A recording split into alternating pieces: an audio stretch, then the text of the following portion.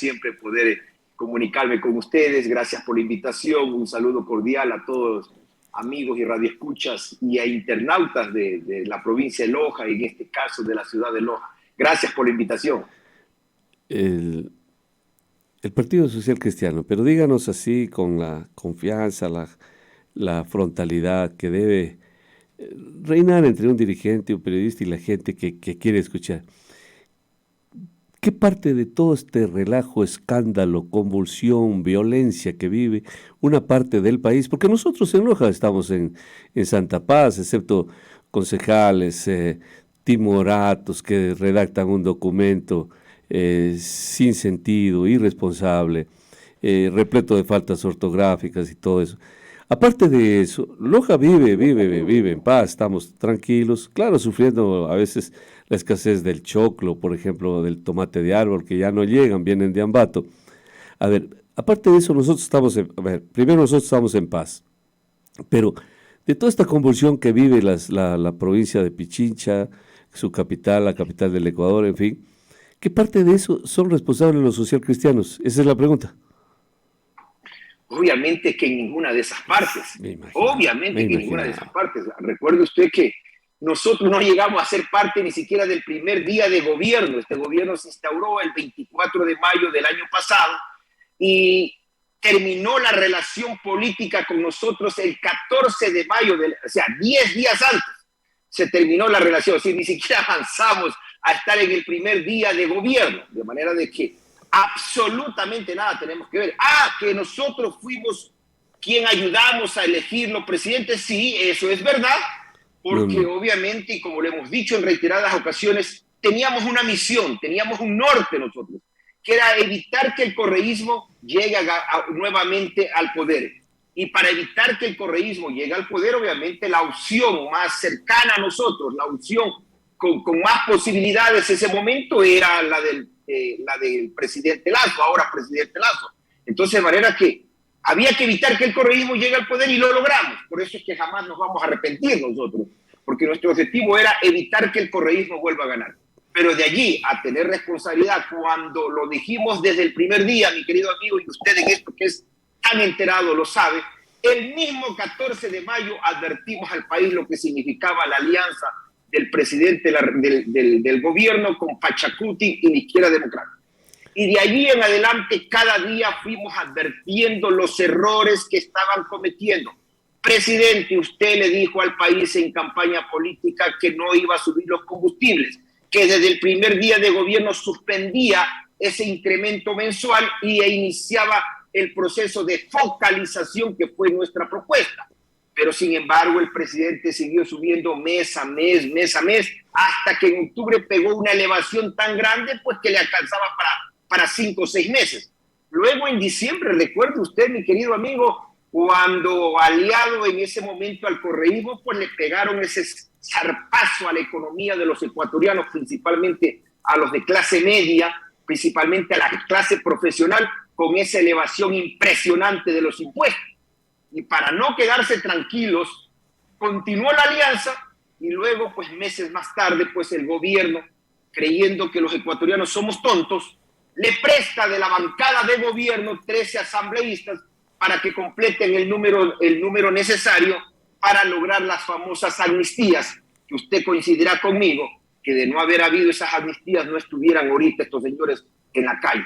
De manera que el gobierno es el único responsable de todo lo que está pasando en el país. No, pues era exactamente lo que le iba a plantear. Era una especie de proceso sistemático que se dio desde el inicio del gobierno. No sé si es cierto, ustedes se apartaron, se alejaron, se enemistaron Nos apartaron, recuerden, bueno, nos los dejaron a un apartaron lado. y se enemistaron y hasta ahí sabemos. Em, entonces vino el tema exactamente de la amnistía. Digamos que sea lo más fuerte.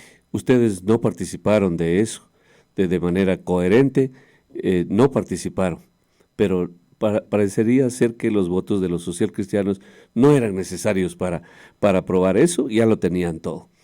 El segundo golpe fuerte, contundente, que necesitaban era sacarla a doña Guadalupe Llori Y ahí los socialcristianos fueron muy solícitos. Habían dado el primer paso, habían pasado la primera barrera, la primera rémora, el primer obstáculo. Entonces dijeron, no, aquí nos falta esto. Sin esto no podemos, necesitamos un presidente de la Asamblea que convoque para una posible destitución del presidente, y la sacaron y ustedes participaron. ¿Por qué lo hicieron ahí? Solo quedémonos ahí. Bueno, a ver, yo se lo dije a usted cuando estuve personalmente con usted en la radio en una visita que hice a Loja. Es decir, nosotros fuimos los autores de que la señora tiene que dejar la Asamblea por toda la cantidad de irregularidades, de inconstitucionalidades, de ilegalidades que cometía al frente de la Asamblea. De manera de que fueron otras organizaciones políticas las que se sumaron a la tesis nuestra. No es que nosotros nos sumamos a la de alguien. Y la razón de sacarle a esta señora, pues son las que las dijo. Bueno, la propia prensa pues comenzó a decir sus verdades de esta señora. Y jamás estaba de por medio, ¿sí?, el tema de destituir a nadie, porque el país entero, y en su radio también se lo dije, y lo hemos vuelto a decir nuevamente, los socialcristianos, los 15 votos socialcristianos, que hoy sí son necesarísimos para ajustar los 92, jamás van a votar por la destitución del presidente de la República. Se lo dije a usted, recuerda, y se lo ratifico hoy nuevamente. Los socialcristianos no creemos que este es el momento para estar desestabilizando el país. El señor fue elegido por 4 años y tiene que respetarse los 4 años.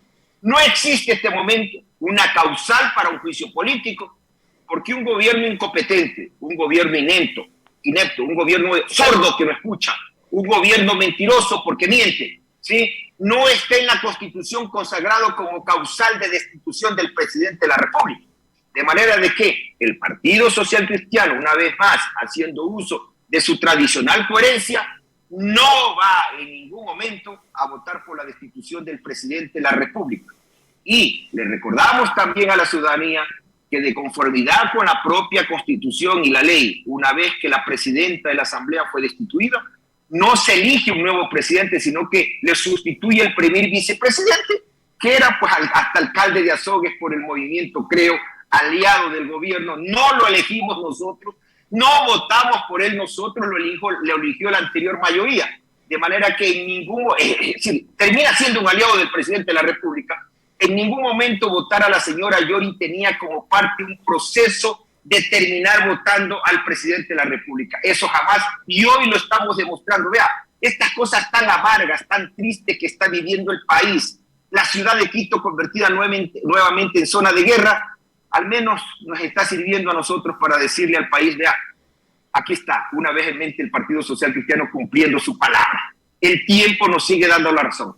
De pronto era el momento del que muchos decían que queríamos destituir al presidente, y hemos sido los primeros en salir a la opinión pública a decir, no señores, este no es el momento de destituir a nadie, este no es el momento de destituir al presidente, ni tampoco más adelante, a no ser que obviamente más adelante caiga en causal de traición a la patria, las causales que están consagradas en la Constitución, que yo creo que no se va a dar. El Partido Social Cristiano no se va a prestar para desestabilizar el país. Así de simple. Entonces, ¿quién propicia todas estas movilizaciones? ¿Quién las auspicia? ¿Quién las financia?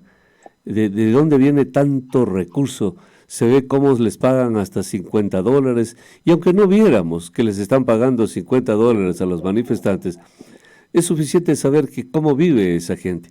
Un ejército en una guerra pierde, incluso puede tener el mejor armamento bélico del mundo, pero si no está alimentado, va a perder la guerra.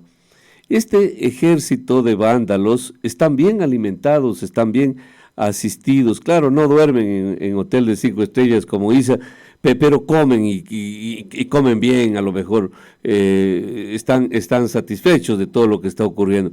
Entonces, ¿quién financia todo esto? ¿Por qué esta actitud tan beligerante y tan intransigente, señor director?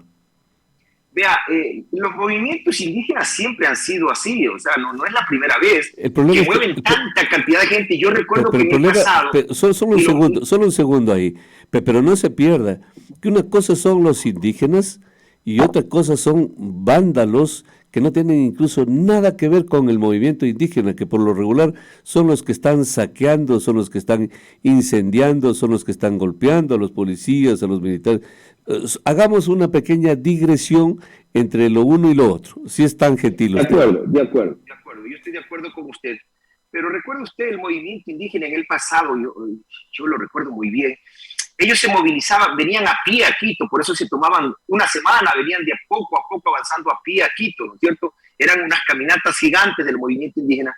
Pero ya en el paro del 2019 y ahora el movimiento indígena ya no vino a pie. El movimiento indígena en el 2019 vino en camiones, en camionetas, en buses, etcétera, igualmente ahora.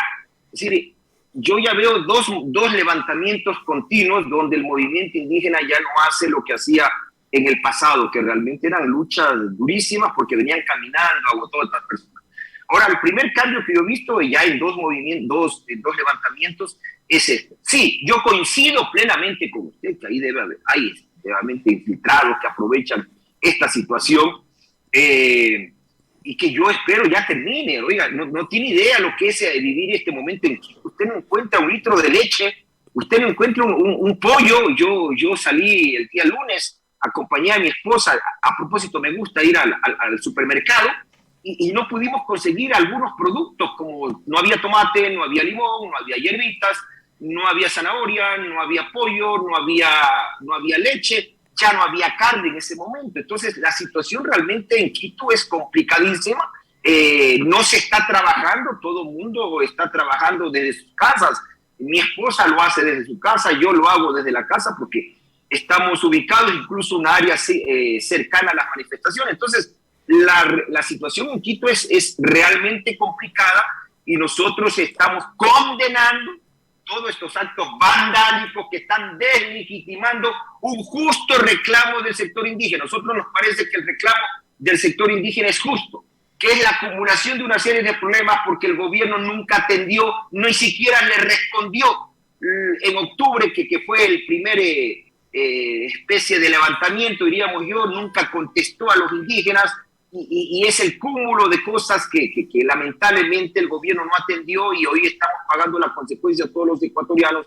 Y que claro, nosotros los que estamos aquí en Quito decimos esto ya tiene que terminar, ya deben sentarse, arreglar este problema, atender las necesidades de estas personas, de los verdaderos indígenas, condenar y meter a la cárcel a todos estos infiltrados que están causando tanto daño al país y obviamente dar por terminado. No puede ser justo que luego del paro del 2019, meses después, octubre, ya en febrero, marzo, nos vino la pandemia, estamos saliendo de la pandemia, otra paralización. Por Dios, no hay economía de ningún país que pueda aguantar una situación de esta, de manera que hacemos un llamado una vez más a que ya se sienten a conversar, resuelven este problema y obviamente condenar, eso sí, condenamos categóricamente, enfáticamente, todo el vandalismo que se está produciendo principalmente aquí en la ciudad de Quito y obviamente en provincias como Cotopaxi, Chimborazo, Ambato, Tungurahua, esa tiene que ser castigada definitivamente. Y se está deslegitimando el justo derecho, el justo reclamo que en principio era parte o la razón de este levantamiento. Ya, muy bien. Solo una última inquietud, último requerimiento.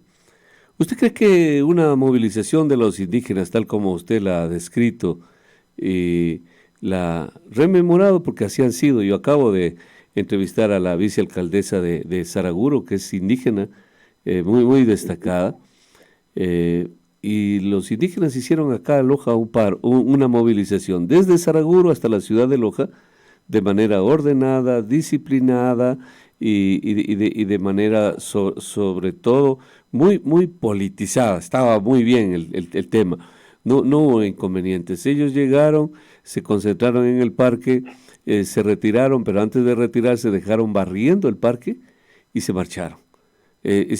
Son comportamientos envidiables, otro nivel. ¿Usted cree que a los indígenas les va a interesar quemar, destruir documentos en la fiscalía? ¿Usted cree que eso sea parte de una lucha del pueblo indígena?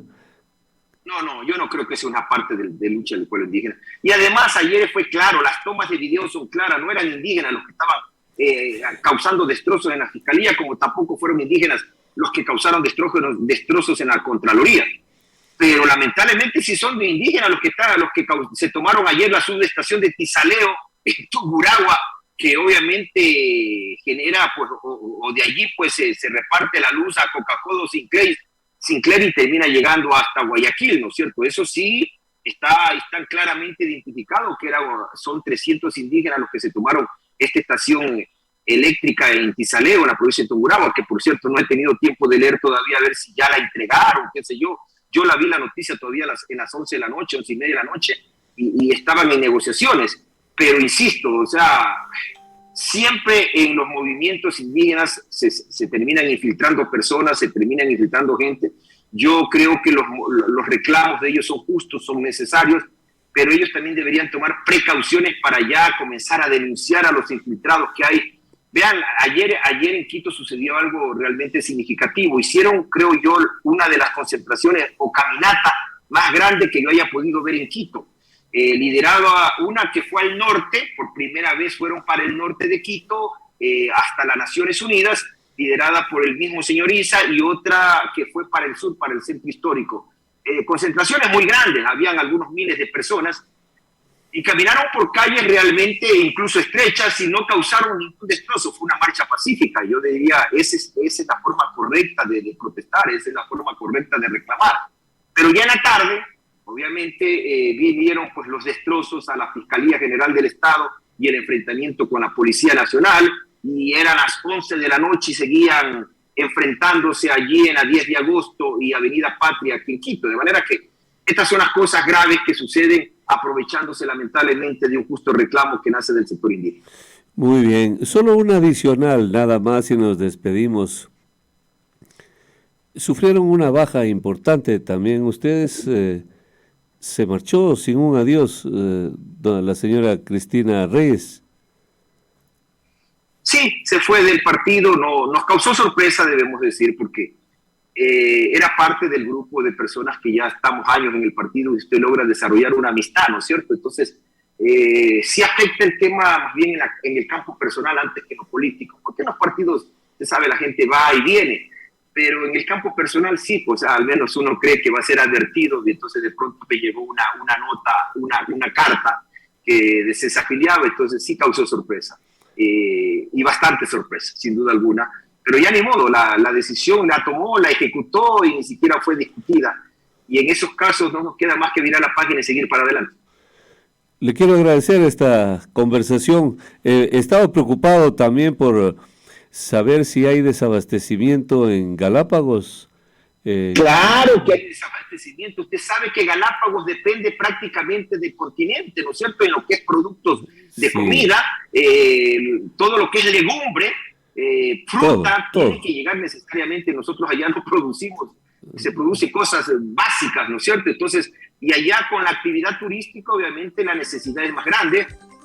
Mi esposa tiene que ella envía para los turistas, porque nuestra actividad está en el turismo, los días viernes. Entonces ella está asustada desde anteayer, esperando qué va a pasar el día viernes, porque son grupos que ya están debidamente armados, no son ecuatorianos, vienen desde otras partes. Unos ya cancelaron, obviamente, unos ya cancelaron el viaje, y claro, usted ya no puede decirle nada, pues tiene que devolver la plata, no es culpa de ellos.